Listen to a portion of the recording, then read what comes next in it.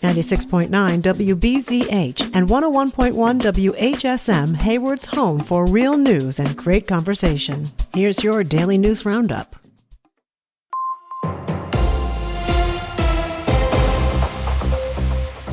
For WBZH and WHSM News, I'm Maddie Schaefer. Wisconsin has once again ranked as one of the best states in the country for prescription medications collected during the National Drug Take-Back Day event. The biannual event gives people across the country an opportunity to safely dispose of unwanted or unused medications in an effort to help reduce addiction and overdose risks. According to the Wisconsin Department of Justice, this spring's Drug Take-Back Day collected more than 57,000 pounds of medications across the state, the highest total of any state in the country. Since the program began in 2010, Wisconsin has collected more total pounds of medications than every state except California and Texas, despite having a significantly smaller population. Wisconsin has also now led the nation in medication collections for 10 take-back events in a row over the past 5 years. Department of Justice officials are also encouraging residents to continue using one of the more than 500 permanent drug disposal boxes available year-round at pharmacies, hospitals, and law enforcement agencies across the state. The Chequamegon-Nicolet National Forest has installed new fishing docks at several recreation sites across northern Wisconsin. According to the U.S. Forest Service, new docks were recently installed at Black Lake in Sawyer County, Day Lake in Ashland County, and Sailor, Round, and Blockhouse Lakes in Price County. Forest officials say the project was funded through the Secure Rural Schools and Community Self-Determination Act and completed by recreation staff from across the forest.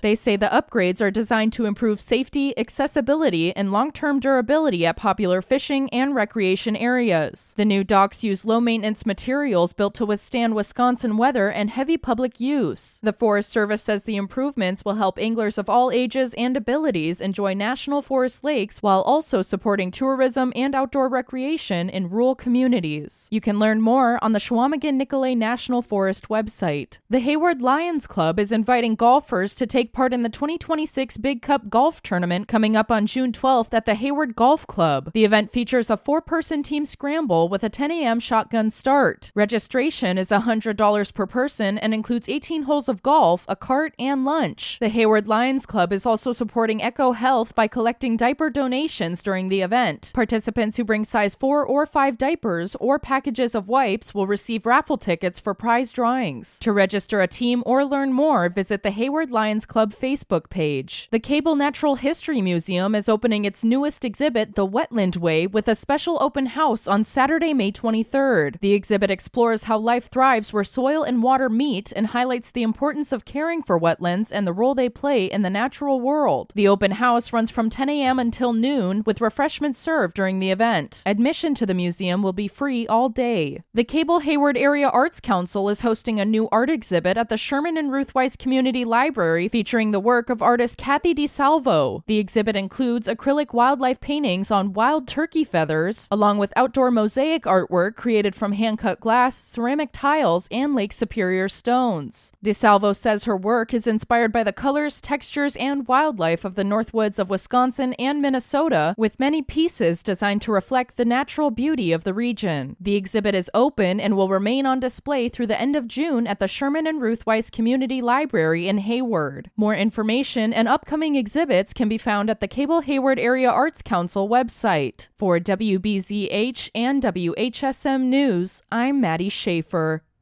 Now a look at Northwoods news. I'm Maddie Schaefer. Senator Romaine Quinn is endorsing Marine veteran Kevin Hermenning in the Republican primary for Wisconsin's 7th Congressional District. Quinn announced the endorsement Tuesday, calling Hermenning prepared and ready to lead based on his experience as a Marine, financial advisor, and former school board president. Hermenning is widely known as the youngest of the 52 Americans held during the Iran hostage crisis, where he spent 444 days in captivity before later serving 13 years in the United States Marine Corps. According to a press release, Hermenning said Quinn has always put northern Wisconsin communities first and said the endorsement carries significant meaning because Quinn understands the challenges facing families across the region. Quinn currently represents Wisconsin's 25th Senate District, which includes Ashland, Bayfield, Burnett, Douglas, Iron, Polk, Sawyer, and Washburn counties. The Republican primary election for Wisconsin's 7th Congressional District is scheduled for August 11th. The Wisconsin State Patrol is joining law enforcement agencies agencies across the state for the annual Click It or Ticket campaign running now through May 31st. The national campaign focuses on seatbelt enforcement and public awareness ahead of the busy Memorial Day travel weekend. Officials say drivers can expect to see more officers on patrol, encouraging motorists and passengers to buckle up. According to preliminary data from the Wisconsin Department of Transportation, more than 7,600 crashes last year involved people who are not wearing seatbelts. Those crashes resulted in 145 deaths and nearly 1,900 injuries among belted occupants. Officials say wearing a seatbelt remains one of the simplest and most effective ways to prevent serious injuries and save lives in a crash. They're also reminding drivers that Wisconsin law allows officers to stop and ticket motorists for failing to wear a seatbelt, with higher penalties for transporting unrestrained children. You can find more information about the campaign at nhtsa.gov. For Northwoods News, I'm Maddie Schaefer. With Civic Media News, I'm Terry Miller. A new trade agreement between the U.S. and China could bring relief to Wisconsin farmers who rely heavily on exports. Under the deal, China is expected to purchase large amounts of American agricultural products over the next few years. Soybean growers say they've been selling about half as much to China due to past tariffs, and any increase would be a big help. Ginseng producers say most of their crop still goes to China, but they're also exploring new markets. Some details of the deal, including how much each product benefits, are still unclear. The Republican candidate for governor says he supports an FBI investigation into the 2020 election. Speaking at an event Monday, Congressman Tom Tiffany said the probe should continue to determine if there were any problems, and if so, charges should be filed. Multiple reviews, recounts, and court rulings have already confirmed Biden's win in Wisconsin. Tiffany has previously voted to challenge election results in other states and said there were improprieties in 2020. He also says more changes are needed to improve election integrity. And a pair of Wisconsin students are heading to Washington, D.C. for the Scripps National Spelling Bee. Cromrie Middle School's Arnav Vempati earned a spot in the national competition after finishing second in the Badger State Spelling Bee. He is reportedly the first student from the Middleton Cross Plains School District to take part in the event. Vempati will be joined by Ethan Robert, an 8th grader from New Berlin Eisenhower, who won March's state competition.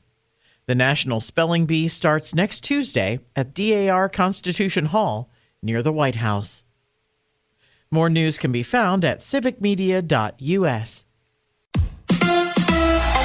A chance for a sweep. Hi, I'm Mike Clemens with sports. Baseball tonight at Wrigley Field, Game 3 of the Brewers and Cubs. The Crew won again last night, 5-2. Jake Bauers with 2 hits and an RBI. Garrett Mitchell driving in a run. Bryce Terang, a 2-run homer in the 8th. And the Brewers starting pitcher, Jake Mizorowski, striking out 8 batters and said he was inspired by his teammates. I saw the guys on the other side doing their job, so it was one of those things that I got to figure out my stuff and do my job on my side. So the Brewers are now in first place, a half game ahead of Chicago, while the Cubs have now lost 4 in a row. What's their level of concern? Well, we got 115 to go, and so they beat us the first 2 games. They beat us for sure, flat out. We got to come out and try to salvage a game. That's Cubs manager Craig Counsell with sports.